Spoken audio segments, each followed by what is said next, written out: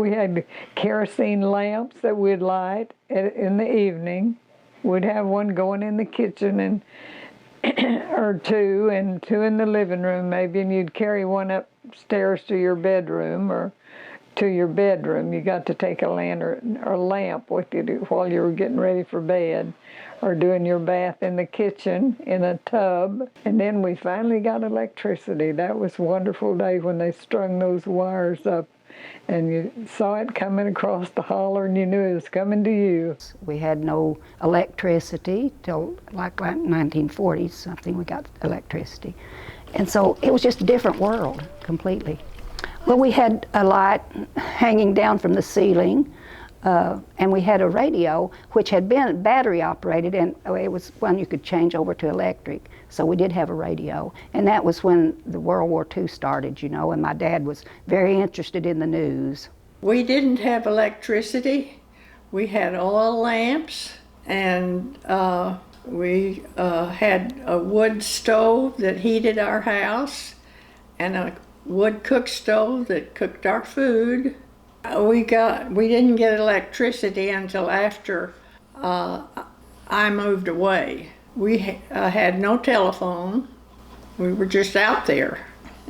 I must have been probably 8 or 9, and it was just wonderful that we didn't have to use a lamp to study by. There was just one line with a light bulb hanging in each room. Yeah, you just pulled a string and turned on. It didn't have a switch on by the door, or it just had a,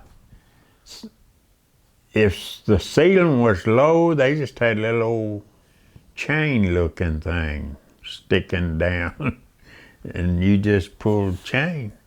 We didn't get electricity until after World War II, which it finally came down our way. So I can remember when that refrigerator come in, I expected it to be like the pictures, but it didn't have all those cakes and pies in it.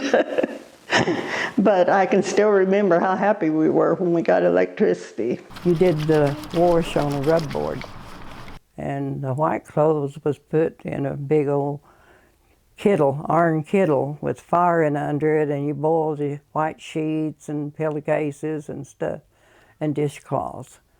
And you always hung them on the line. There was no dryers, so you did it on rub board. It was pretty hard because you had to draw the water out of the well by a bucket, rope. You know, we let the bucket down in the well and bring the water up and carry it, pour it in another bucket and carry it out to the kettle. Before we got electricity, my dad had bought a washer, wringer washer, and down at Savoy they had electricity, and my mom and them had a friend, the Abners, and so they took the washer down there, and we would go down to her house, and they all did laundry one day and hang them on the line. And then finally we got electricity down to our place.